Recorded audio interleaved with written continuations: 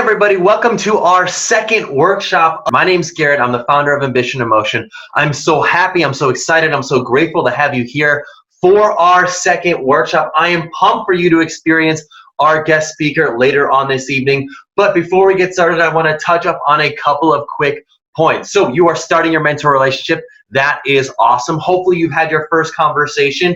I'd love to learn about it. Post maybe about some of the key talking points that you've had for your first meeting in the comment section. Would love to learn about how that first meeting has gone. But yeah, this workshop's all about how to network in a genuine way and really make the most out of it. This workshop should be about an hour long. As a reminder, I'm going to ask you 3 questions during the duration of this workshop. Once we have asked those questions, I'll expect you to answer them. That's how you get credit for participating and being here at the workshops.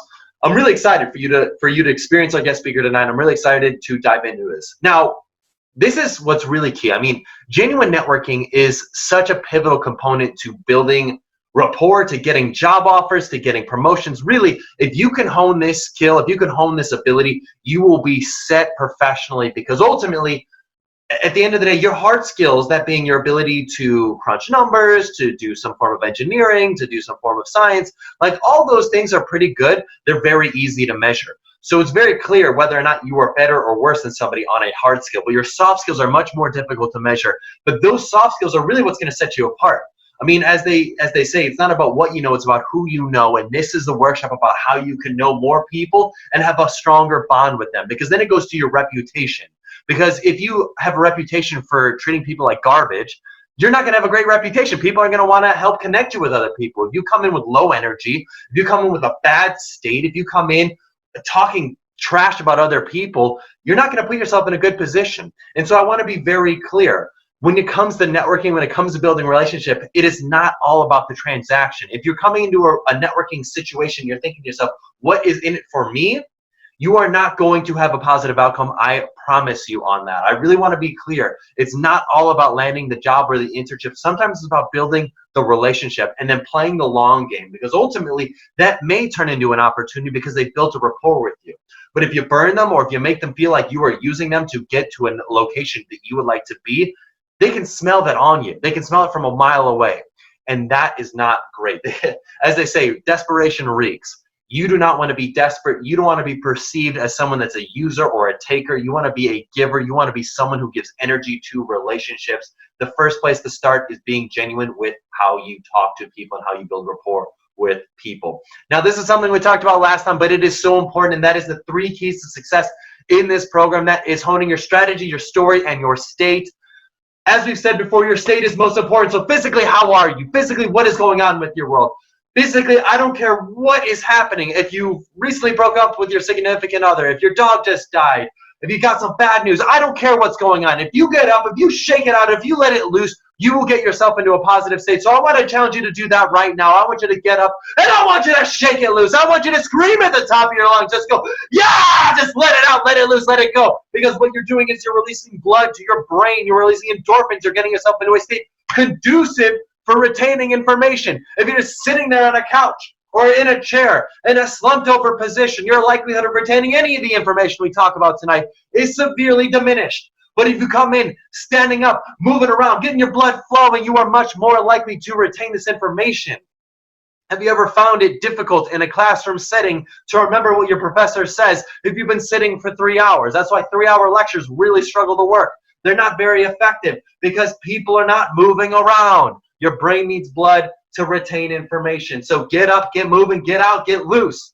Now, the second key is your story. What is the story you tell yourself for why you will or will not be successful? I promise you right now, you will achieve up to the goals that you set for yourself in life and no higher. So you might as well shoot for the stars and land on the moon than shoot for the moon and end up in nowhere. Because if you are not focused about where you want to be, or really having a big, hairy, crazy, audacious goal for yourself, what are you doing? Like, are you just saying to yourself, like, I'm cool with winding up short, with, settling down and just settling for everything in my life? If that's the case, this program's not for you. I can tell you that right now. This program is not for you if you're trying to settle. But if you're someone that wants to go for it, if you want to go big, if you want to go out there for the opportunities that you want to see in your life, this program is absolutely for you. Let this program be a springboard. Let your mentor be a Sherpa that's guiding you up this mountain of life and success and help you get to where you want to be. This is someone who wants to guide you, that wants to help you. They wouldn't have signed up for this program if they weren't interested in seeing you succeed. So I want to be very clear with you. What is the story for why you will be successful? Understand that, hone it, be prepared. In fact, I would challenge you to write this down. Write it on a piece of paper. It's more likely to stick in your mind if you write it on a piece of paper of where you want to be. Stick it up on your wall. Stick it up on your desk. Stick it up on your dresser. Stick it up on your mirror. Something that's going to remind you of where you want to be in 1 month, 3 months, 1 year from now. That will help you set the target of where you want to go. Because if you don't set these goals, you're going to be on a path that's got really no clear outcome of where you want to go. So the last part is your strategy. What are you going to do to set yourself apart? Now, when it comes to strategies, I'm a big believer in routines. When I say routines, I mean literally getting into a daily habit that you can practice regularly so then you can be better at a skill. We think about habits sometimes in a negative light because we think about people just being addicted to bad actions, but I believe that habits can also be attributed in a positive light as well. What is a positive habit you can get into to help you build more genuine relationships? I believe one thing you can do is to be intentional about having an informational interview every single week with a new person, with a new professional in your field. You can leverage LinkedIn. You could go to a professor's office hours. You could talk to a friend of yours whose parent works in the field that you're interested in working towards, or a family friend that you know works in the field that you're interested in working towards. If you set up one informational interview every single week, and by an informational interview, I want to be very clear. This is a conversation. This isn't an interview. You're not trying to get a job from this person. You're just trying to get knowledge about what this work is like. Set up one of those a week. I can promise you they're going to start making introductions for you. They're going to start helping you get to where you want to be. By the way, if your goals change over time, that's okay. That's totally okay. You can share with them how your goals have changed. They're going to want to keep helping you over time. I'll give you a perfect example of this. As an entrepreneur, I set goals all the time. I have a board of mentors. I literally have about 50 to 100 mentors that I send once every 3 months an update of what's going on with the business. Here's the thing though, I've pivoted this business many, many times. Now, initially when I first got started, I was thinking to myself like, oh, well, they're my mentors. Like, if I tell them that I've pivoted, will they think I'm a total failure? Will they not want to help me anymore? What I found is that is absolutely not the case. They're always there to support me. Mentors that have been with me for 5+ years still give me guidance, still help make introductions, still help me out and support me as my mission has grown, as my goals have grown. That is the nature of mentoring relationships. That is the nature of relationships in general. You should keep your network up to date with what is going on in your world because they will want to see you succeed. But the key is that you ask them for something specific.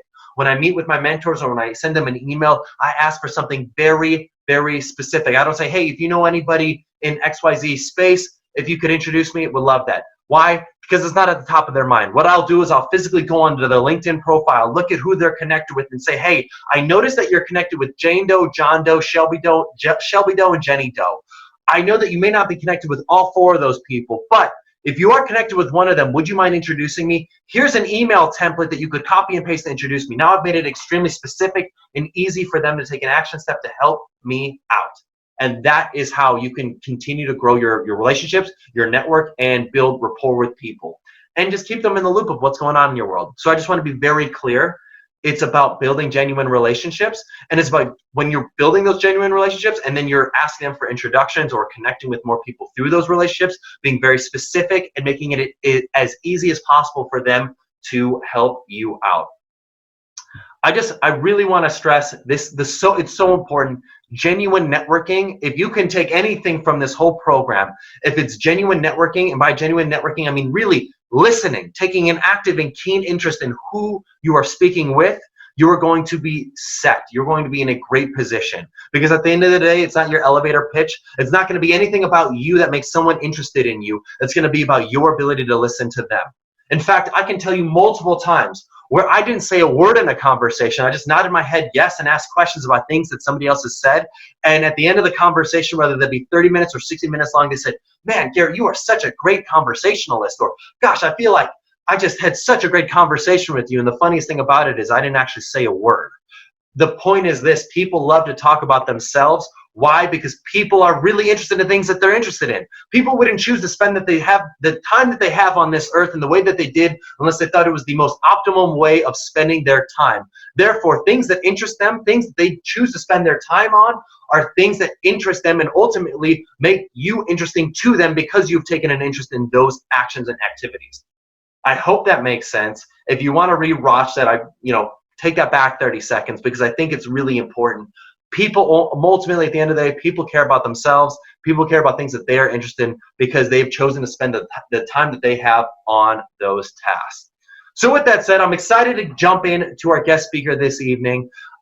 Really, the whole point of this workshop is about genuine networking. By the way, if you have not connected with me on LinkedIn, please do. I'll add you to our LinkedIn group where we discuss different topics, and just you can add different topics, ask any questions, and expand it to our entire Ambition in Motion network. Connect with me. I'll add you to the group.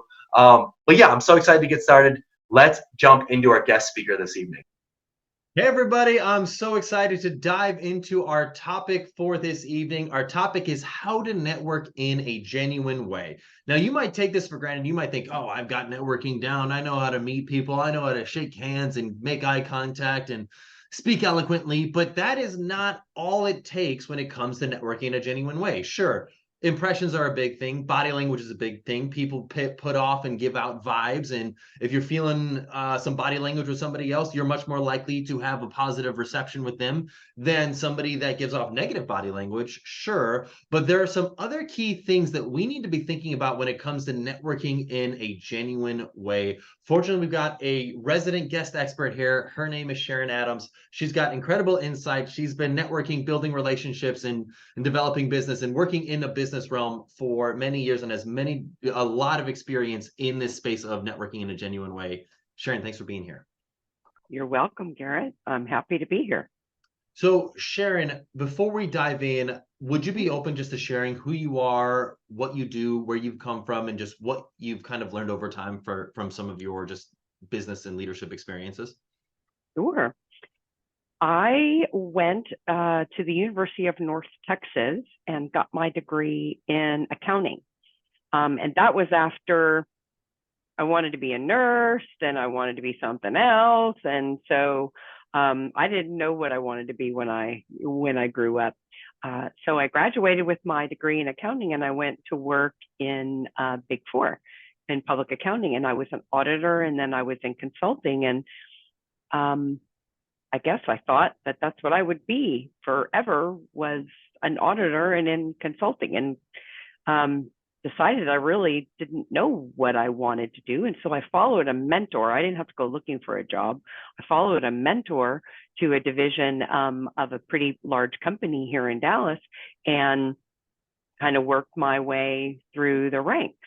And I was looking for people and I was approached by a recruiter that helped me find people to bring to my organization. And one day they said, have you ever thought about being a recruiter? And I thought to myself, well, heck no. I went to school and I became an accountant. I have a CPA. Why? I didn't go to school to be a recruiter. And that was more than 22 years ago. And so I made the move and became a recruiter with a boutique accounting, finance, HR, and IT firm here in the Dallas area. And for the first 14 years that I was in the role, I really acted as the quarterback. I was the one that was talking to the client and matching with the candidate and doing all of that. And about 8 years ago, they tapped me on the shoulder and said, why don't you move into business development? And I thought, well, that sounds like fun, but it also sounds terrifying, right? And so for the last 8 years, that's what I've been doing, is business development and trying to bring new business into our firm. And basically what I do all the time, every day, is network. That's what I do. I love it. And I love so many core elements of your story are so critical here. So I want to talk about the first part where you followed a Mhm. mentor to this company. Mhm. And I think that's a Yeah. really cool story. It shows your ability to stay open-minded to opportunities that come your way. I think sometimes as students, we think, okay, I got this degree. I just spent the last 4 years getting this degree. I just spent a lot of money investing in this degree. I better be using it right out of college, or I better be using this for the rest of my life. Like we think as 4 years is a small price to pay for the next 30 years in our career, but that is not always how careers work. Sometimes they Mhm. take you in different directions. And sometimes it's our trust in people and those that we're working with that drive those outcomes for us. But it wasn't like you had that expectation. It wasn't like you were like, oh, I'm only building this relationship with this mentor because I have a strong feeling you're going to give me a job sometime later. You did it because you wanted to have the mentorship and it developed over time. And I think that notion is something really powerful for students because sometimes it can be easy to think to yourself in a transactional way, what is this person going to give to me sometime down the line? So, Sharon, Right. what have you found to be an effective way for a student to convey that they're being genuine, or just in general, that they're being genuine when meeting with them? You know, I think some of it comes down to treat others the way that you would like to be treated, right? So if you think about people who are skeevy and they try and reach out to you and sell you right away, or you can tell they're disingenuous, then what does that mean to you, right? Um, I know typically that people are being genuine with me when they make contact with me. Okay, I have an autistic daughter. Okay, eye contact is sometimes hard for her. So please understand that some of these things that I say aren't blanket, right? I mean, she's an engineering major. She's rocking her world right now, but sometimes it's still kind of hard for her to give eye contact. Okay, but if that's not something that's painful for you, to give somebody eye contact means to give them attention, right? And speaking of attention, it's your whole attention, right? It isn't we're visiting and you're looking off and they're talking and you're not giving someone all of your attention. You can tell that typically by somebody if they're squared off to you. You were talking about body language, right? Sort of squaring off to them, leaning into them. If they're doing those things, then they're probably really engaged with you. Remembering my name, right? That's something that's really, really genuine. Sometimes it's hard for people to remember names. I know that for me, when I shake someone's hand and they say, "Hi, I'm Garrett. It's nice to meet you." I try to say, "Hi, Garrett. I'm Sharon," right? Because if it doesn't come out of my mouth, it doesn't stay in my head. And to me, that's impressive when somebody, when I leave the conversation or whatever, they say, "Thank you, Sharon," right? "It was nice to meet you, Sharon," right? So remembering someone's name. I think it's also genuine too when you might introduce them to someone else. Let's say you're at a career fair, or let's say you've just watched a presentation. Someone's brought someone in a subject matter expert to um, make some kind of presentation to the class. Um, Making sure that you go up to them afterwards and meet them, right? Shake their hand, look at them, give them that eye contact, repeat their name, right? Show them that you're genuinely interested, at least for however long that you give them, and then maybe introduce them to someone, right? "Hey, this is my buddy so and so," right? It's a genuine desire to connect with them and then share that connection with someone else, not just to keep it all to yourself. Does that Mm. make sense? So um, some of those things are things that I've discovered that make it genuine. I love that. That remembering your name, that's what is it? The Dale Carnegie 101 number one rule. Mm-hmm. The number one most important word in the entire world is your name to Your that name. person. And Mm-hmm. if students, if you're looking for a book to read, How to Win Friends and Influence People by Dale Carnegie, It's a darn good book. It's got some great insights in there, and it's perfectly relevant to this topic. But you brought up this other point, Sharon, that I love, which was the introducing somebody to somebody else. I was reading this book called Creativity Inc. by a guy named Ed Catmull. It's about the foundation of Pixar. And one of the stories he shared was when he was building Pixar, before even Pixar even started, he was a graduate student, I think at the University of Utah. And they were one of the very first people to ever start creating animated, like digital graphics. And that guy Lucas, the guy who created Star Wars, was interviewing pretty much everybody in his graduating class. It was like the University of Utah, and then there was some school in New York that also had a program that was like putting out similar type caliber students who could create these digital graphics. And so when George Lucas and his team were interviewing all the candidates, they would ask them, "Is there anybody else you'd recommend for this position?" And everybody didn't recommend anybody except for Ed. And Ed recommended everybody in his graduating class. Guess who got the role? Ed.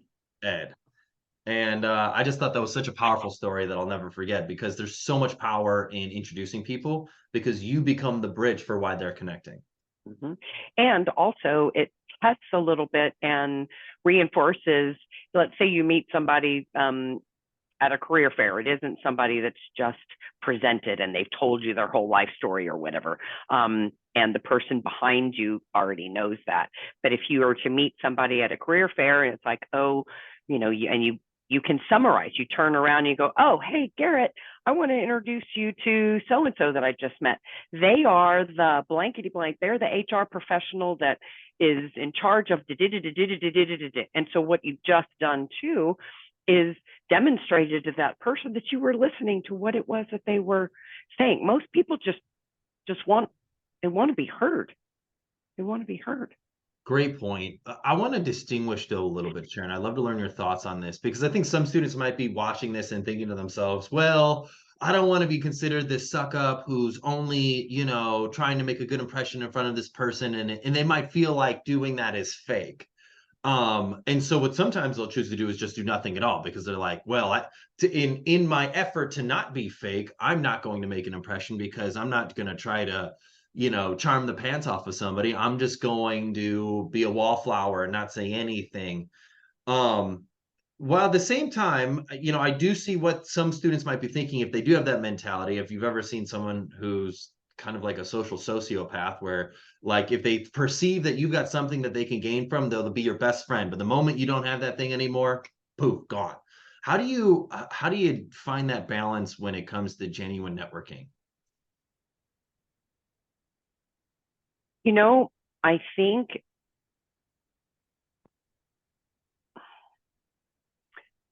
that you really have to use a lot of your instincts, right? Someone that isn't genuinely networking typically will go right into sell mode. Like, hi, I'm Sharon. I'm da da da da. Well, and I'm Garrett, and let me tell you about this new thing that I'm doing. And like, well, I didn't even ask. How do you even know that I'm interested in something like that, right?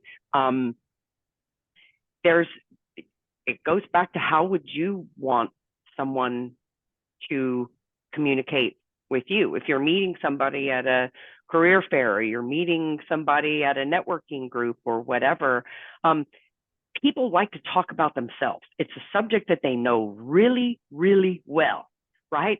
So just having some of those things in your brain, that some go-to questions, right? Is this your first time here? Is this your first career fair? Is this your first blah, blah, blah, blah, blah? Who invited you? Are you from around here? What are you studying? I mean, it doesn't have to be, Einstein theoretical kinds of questions. Just be human. And I think it's when people go right into sell mode and, oh, okay, well, that's really good to know. But do you know I'm about to graduate with my MBA? And, I'm at the top of my class. And when you just go into sell mode, when you don't know someone, that comes across as really disingenuous. Like you Mm. just you just want your own agenda. You just want to create your own agenda.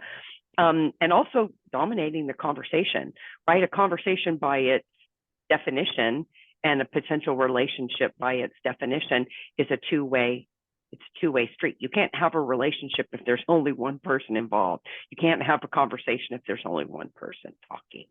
So, try not to dominate the conversation. And if somebody that you are talking with is dominating the conversation, sometimes that's not so genuine. They're genuinely interested in themselves, right? But they're not really genuinely interested in you and getting to know you. That is so true. I love that. And I see this all the time with students. One thing that I've seen a lot of career service offices do is really work with students on their elevator pitch. They're just like, well, this person doesn't know anything about you. Just make sure you get that elevator pitch out, because the worst thing you can do is leave a conversation and they have no idea who you are. Yeah. But if the first thing you do is go into that conversation with, hey, I'm Garrett, and this is what I do, and this is my background, and these are my degrees, and blah, blah, blah, blah. It's like, boo, you've not earned my ear time. You haven't earned my respect. I don't care to know enough about you. You got to ask me questions. Like, you got to show that you care about me. And I know this sounds self-serving, but when it comes to networking in a genuine way, if you were to ask questions like, hey, tell me more about your company, and tell me a little bit about what has students done that you've hired that were really effective in the role. What did they do to set themselves apart that were really successful? And what can a student do to set themselves apart? And why do you like your company? What about your company do you really enjoy? What makes the atmosphere just a really enjoyable work environment? Like, taking a genuine interest in what the heck is going on with this person and their company, even if they're hiring or not hiring, doesn't really matter. Mm-hmm. By the time that you've asked those questions, they're going to be, well, tell me about you. Boom. That's when you go in with your elevator pitch. Right. Not at first, when you've never gotten to know them, ask them any questions. You haven't earned their ear time. Mm-hmm. Sometimes it's a little bit like a dance, right? It's like, okay, we're dancing around a little bit. You ask me, I ask you, until we come to this, oh, we both are from this place, or we both like this football team, or we both whatever. And then once you come to that common ground, then it's really easy, right? Then it's really, really easy. So sometimes asking those questions to get to that end of the dance, then it's a lot easier. It's a lot easier to give your pitch. And because what I do is place people all day, you know, I believe in the elevator pitch. I really do, but I also believe in a really abbreviated one. Let me give you an example. I was at a networking event and we placed people in accounting, finance, HR, and IT. Okay. And so when somebody asks me my elevator pitch, it's probably, I don't know, 20 to 30 seconds. I met a lady at a networking event and I said, well, what do you do? And she said, I specialize in hard to fill positions. I said, okay, that's cool. Tell me more about that. And so she told me a little bit about it. And 2 weeks later, one of my clients called me and said, hey, Sharon, I need your help with a financial analyst in Costa Rica. I don't do placements in Costa Rica, but do you know what I remembered? That lady that said she specialized in hard to fill positions. I called her and said, I've got this guy. And she said, let me call him. And 6 weeks later, she had made the placement. My client was happy. She was thrilled. It's your students might like it. It's called The Art of Hello. Okay. It talks about how to be remembered in a noisy world. And so if you can come up with something, it doesn't have to be that short. Okay. My point is something that's a little bit shorter that you can pitch to somebody. And if they show some interest, then maybe you've earned their respect and their ear enough to give them the 30 to 40 second elevator pitch. Yeah, I mean, shoot, if you're a student watching this right now and you're thinking to yourself, Well, I don't know. I mean, I want to make sure they know enough about me. Have you ever been in a conversation with someone where all you had to do was say, "How are you?" And that was it? That's all you needed to say. Conversation off and running. That person can go for a full 3 hour preamble nonstop. They'd be the perfect person. What's that thing that happens in like legislative quarters where someone needs to stall, so they just like Filibuster. filibuster. When you need a filibuster, this person is your filibuster. Can't even get a word in edgewise. Yeah. You don't want to be that person. And if you're talking for really, if it's more than a minute, I mean, a minute is an eternity in conversational time. Mhm. You're probably talking Mhm. too much. You're talking too much. You should have a little bit of an internal clock. Yeah. You, Absolutely. I want to talk about some other things. You talked about eye contact before and squaring your shoulders. I think that's great. Are there any other body language tips when it comes to networking in a genuine way? And I ask that because you ever shake someone's hand and you just get two fingers? Or the three finger, you're just holding it and it's just like, oh, great, thanks. Or no firmness at all. It's you're shaking their arm. And it's not like you're shaking that firm. Or Right. or you ever get the death grip? You ever get someone where you're like, oh my gosh, my hand is broken. I As literally a woman, for sure. Right? As tell a me about it. woman, for sure. You know, some of it is a little cultural too, right? In some cultures, that grip is not as strong. It just is. Um, I always tell people if they can, when they go to shake someone's hand, really the idea is that this part of your hand and that part of their hand is gonna, well, I can't do it with my own hands, but that this part of your hand connect, right? And that it's a gentle squeeze. It's not a death grip and it isn't this whatever. And it's hard to do when you first meet someone, but if you think you're going to get that, sometimes it's okay to reach and touch their hand and bring their hand into yours just a little bit, right? Because sometimes you can shake someone's hand with both of your hands, right? That um, some of it is situational.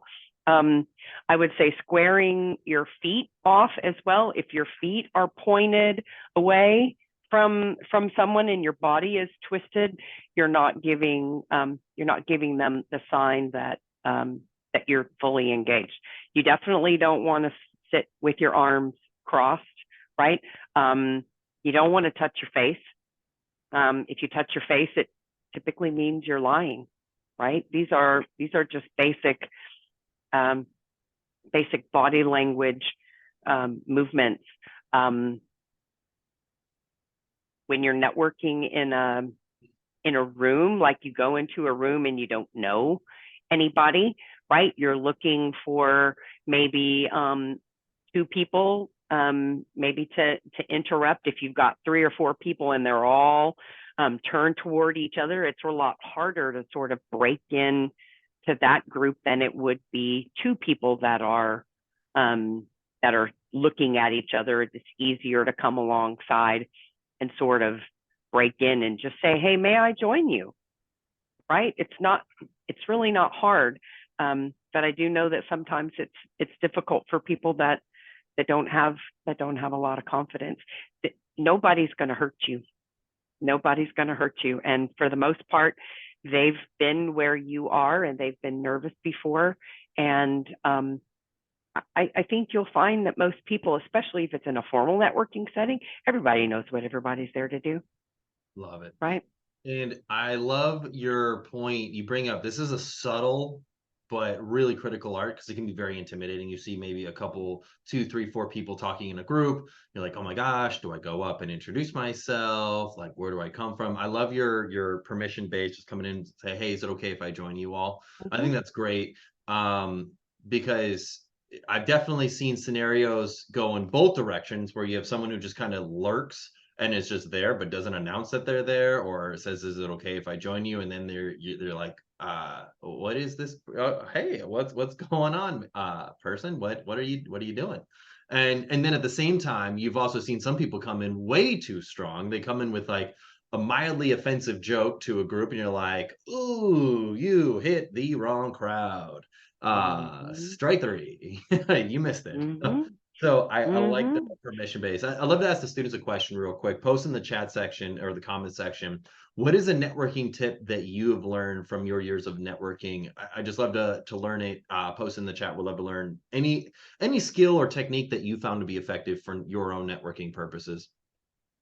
So the other kind of tip that I find to be effective, oftentimes in networking events, there might be beverages that are there. I like to hold my beverage in my left hand because there's nothing worse than having a wet, clammy handshake. Because your hands are ice cold and they're wet and clammy, it's really awkward, and it just also creates a negative disposition in the person who's receiving it. You're like, oh, that was wet and slimy. Mm-hmm. Well, and also to make it easy for the people that you're networking with, wear your name tag on the left side of your body, because if you're shaking their hand, your eye can move straight up from their hand to the name tag and back down, versus you having to turn your head to see what their name is. It's just, especially if it's somebody maybe that you've met before and you forgot their name. It gives you a little permission to just look up really quick instead of, oh yeah, what was your, oh yeah, Garrett. Yeah, you ever seen anybody wear a name tag on their belt because they didn't have a good spot for them to put it on their shirt? And it's so That's weird. not a good idea. I've seen that, and it's weird because then you're like looking at somebody's crotch to kind of figure out what their name is, and it's very uncomfortable and awkward. Don't do that. Very uncomfortable. If you're at an event and it's a clip-on name tag, clip it on your shirt, even if it's not great spot. I know you may not want to ruin the fabric. Do not clip it onto your belt, because then No. it's weird, and yeah, No. people are having to look low to like remember your name, and yeah, it's not a good look. And it You're makes trying it, to make it easy. You're trying to make it easy for people, yeah. right? It's not hard. So have you ever had an experience where an opportunity came about from something that didn't look like an opportunity initially? I know you shared the story about you following your mentor to this role, but do you have any other stories of times where you just came in, were like, I'm just going to be genuine, I'm going to be open-minded, I'm going to see what happens here, and then, oh my gosh, something came about from it, and you had no expectations of it? It happens. It happens all the time. It happens all the time. When I was thinking about what I was going to talk about, I have kept over 22 years. I've kept every thank you note that I've ever gotten. What? Okay, like, and there's more on my desk because I've been going through ones on my desk. Okay, these are thank you notes that I've gotten from people over the years. And early in my career, if I had not so good of a day, I would pull them out, right? And look at them. And that always made me feel a little bit better. So one of them that I pulled out is a thank you note that I got from a lady. And it's dated April of 2014. Okay, so long time ago. And I was working with a lady and I was representing her to a client, right? So it's just kind of doing my job. Thank you for taking the time to work with me on this particular position. I'm sorry it didn't work out, but I appreciate the advice and the counsel you've given me over the years. Okay. And so I didn't make any money. It was a big bummer. She went to another place. I didn't place her there. She had a bad experience with the recruiter, and she brought me in, and we made gobs and gobs and gobs of placements because she remembered how I treated her. Half of the thank you notes in here are things like that. When I was in public accounting, there was this was back, your students weren't even alive. There used to be a mailroom right before all of email and things. And so there used to be a mailroom, and the managing partner's son worked there. And he didn't have a lot of skills, and a lot of people didn't treat him very well. But I always treated him with respect. He always had a smile for me, always had a smile for him.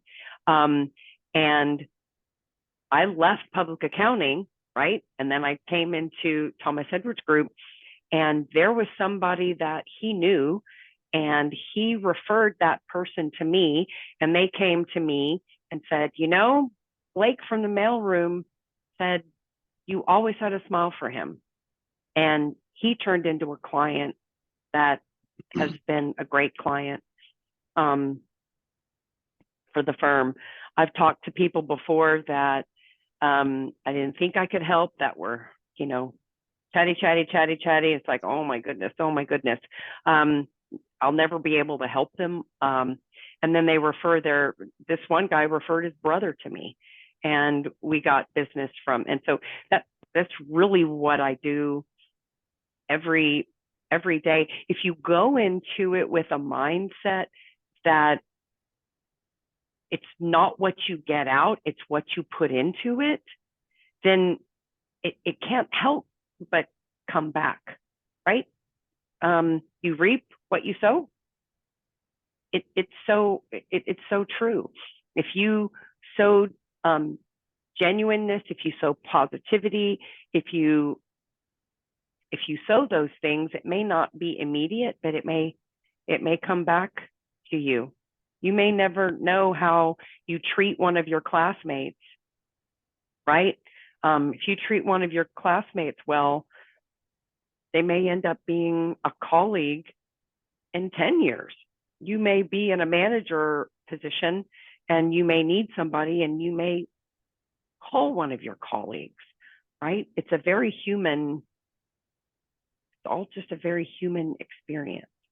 So true. I love that. And there's a book by Adam Grant called Give and Take, and he writes about givers, takers, and matchers. Mm-hmm. And you want to be a giver. Ultimately, people who give gain over time. And even though it might not necessarily be a short-term thing, like if you win something over on somebody in the short term, like, okay, sure, you get the short-term benefit of it, but what does that do to your long-term relationship? Like if you, I don't know, if you do something that wins you over in a scenario right now, but totally leaves a salty taste in the mouth of somebody else, what does it get you long-term? And the answer is not very far.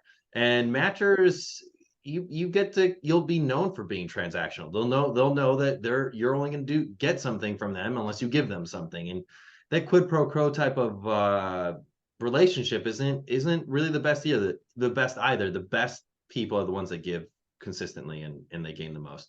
Mm-hmm. Well, and as you know, as the people that are in school are graduating, right? If you have some experience, great. You've got some experience plus your degree. But for those that are more traditional, right, and they don't have a lot of work experience, they've got GPA, right? You're really competing with everybody else on, you know, classes and GPA and things of that nature, right?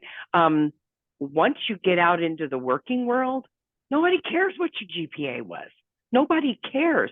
It's how do you get things done, and how do you work with other people. And your network is something that will totally and completely set you apart, because when you get your first job, you're not going to know how to do everything, right? And instead of going to your boss and saying, gosh, I don't know how to do that, if you have a network, especially of your buddies from school or whatever, you call them like, I don't know how to do this, guys. Can you help me, right?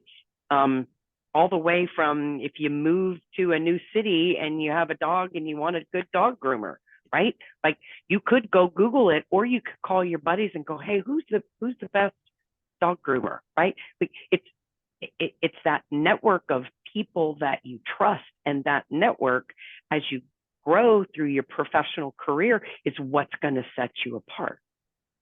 How do you stay in touch with people over time? That's something that I think is such an easy thing to let go. Like, sure, in the moment, I'm very intentional, but sometimes relationships can die in the vine because I haven't nourished them over time, because I forgot. How do you stay in touch with people over time? Mm-hmm. Well, there's so many ways. In my business, we have a CRM that tracks everything that we do. Okay, most people don't have that. I would think that a lot of your students have a LinkedIn account. If they don't, they should. Okay, that's a great place to gather your contacts. Okay, and if you can put some kind of a cadence together to stay in contact with them, that's really all that it takes. Okay, so let's say you've got 50 people in your LinkedIn connections. Maybe once a quarter, you sit down and you grab 25 of them or even all of them and send them a quick email or send them a message on LinkedIn. It says, hey, Garrett, it's been a couple of months since we talked. Gosh, I graduated since then, and I moved here and I moved there, and what's going on with you? Right? It's really as simple as that, because that's genuine. I mean, I make my living by tracking. You would think that we have to track thousands and thousands and thousands of people. I have about 400 people that I stay in touch with. And those contacts are people like that lady, right? You bet your sweet bippy she's on my list of 400 people. And I reach out to her once a quarter. My cadence is a phone call once a year. I meet them face to face once a year. I send them an email once a year, and I send them a LinkedIn message once a year, right? So there's 4 sort of touch points in the year that are spaced out. So I know about her mom. I know that she likes to bike ride. I know those kinds of things. And so if I see an opening or if I see something that I need, I see an opening, I just call her and say, hey, Liz, you have something open. Can we help you with it? Right? What you don't want to do is never be in touch and call, and that's where the disingenuousness, I guess that's the word, comes, is if you don't take the time, then the only time they ever hear from you is when you need something. And that's not a good way to do it. If you don't have LinkedIn, you could manage it through your phone, through your contacts in your phone, but it takes some intentionality. For me, because I'm an accountant and I think that way, for me, it's sitting down for an hour on a Saturday with some coffee to say, okay, I'm gonna reach out, even if it's a text. Hey, what's going on with you? I'm doing this and this and this. If you haven't seen them, let's get together. But there's a pattern to it. There's some repetition to it. You could track it. You could track it in Excel. You could download it out of LinkedIn. It doesn't have to be hard, but it does have to be intentional. Because if people aren't hearing from you when you don't need something, they're not going to respond when you do. I love that. That's a great message. So I'd love to ask students, post in the comment section, what is your plan for staying in touch with your network? What's something different that you're willing to try and apply after this workshop? Post in the comment section. I'd love to learn about it. So Sharon, what do you do to refine your relationship building skills? It seems like you're a pro in this category. What do you do to continually refine your skills, audit your abilities, become just more, just become better at networking and relationship building in general? Mm-hmm. I would say that I really try to focus on listening. God gave us 2 ears and 1 mouth for a reason, right? Sometimes it's hard to work through silence, right? There are people who try and fill in silence, right? A little bit of silence is okay. And so I have to really remind myself that if there is some silence in the exchange, that I don't have to be the one to fill it, that it's okay. Now, if it's 2 minutes long, then, right? But a little bit of silence is okay, because sometimes the other person is processing. So I have to focus a lot on listening. I have to just say, Sharon, just zip it. Because a lot of times people just want to be heard. I think practicing empathy is another thing. If someone thinks you really understand them, that goes a long way. I understand that. I know how you feel. I've experienced that too. Wow, I've done the same thing, right? But I want to caveat that one. Yeah. Don't fake empathy. Don't say you Oh no. understand something you don't know anything about. Like, if Agreed. let's I think, I don't even know, this might not even be an office episode. I can't even remember where I saw this, but it was like a woman was pregnant. She's like, "Oh my gosh, I've just got a lot of pregnancy pains and just challenges going on." And a man walked up to her and was like, "Oh, I know how you feel. I recently had something that was totally unrelated. I recently like stubbed my toe or something like that." And it's like, don't say that. That's not No. real empathy. That's completely fake. Like, don't, like, if you can understand their situation, Yes. then that's good. But if you Yes. can't, you could just say, "That sucks. I can't imagine Right. what you're going through, but I feel for Right. you. And if there's anything I can do to support or help, please let me know." Right. That's another way to create or to demonstrate empathy, for sure. Yeah. No, you don't want to. No.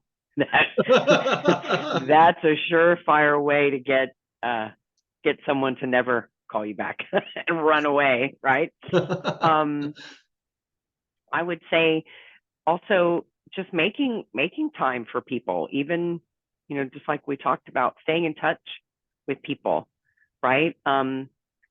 A relationship, once again, it has to have two people in it.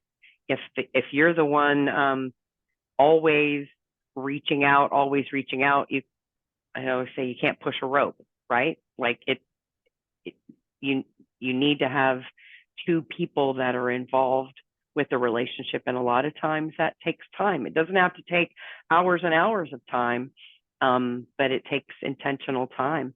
I have to watch my body language sometimes, because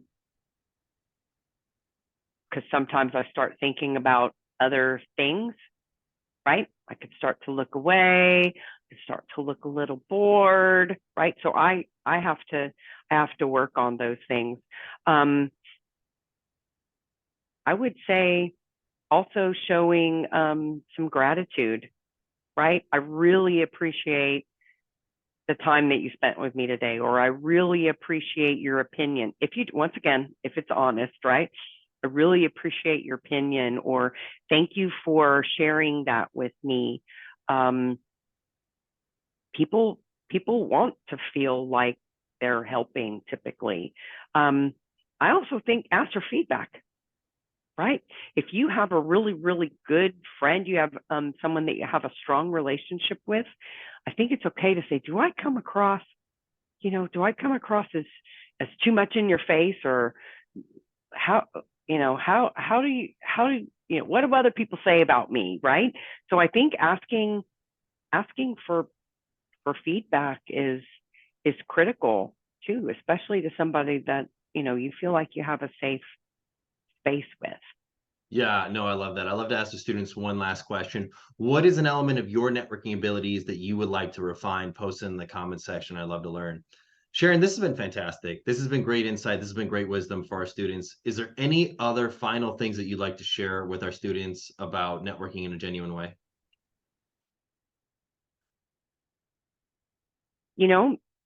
I would just encourage them to go out and try it and to practice it, right? It's called network, not net sit, not net eat, not net get hammered, right? Those are not good things. It's a verb, right? It's a verb. And so, and it's a skill. And just like any other skill, you need to practice it. You need to practice it. And the more you practice it, the better you'll get at it, and the more genuine it will be, because it'll just be more, you'll be more natural. And it shouldn't be scary. I had someone very technical in nature who does not like networking came to me one time. He's like, yeah, well, networking is one letter away from not working. Okay, I'm stealing I'm like, it. okay, well, that's your opinion, but clearly relationships are not your vibe. Right. But not anyway. everybody is wired for it, but those that are, it can make a huge difference in their life, and it can make a huge difference in their career. Absolutely. Well, Sharon, this is fantastic. Thank you for being here. Students, thank you You're all welcome. for being here. Have a wonderful rest of your evening. Thanks for your time.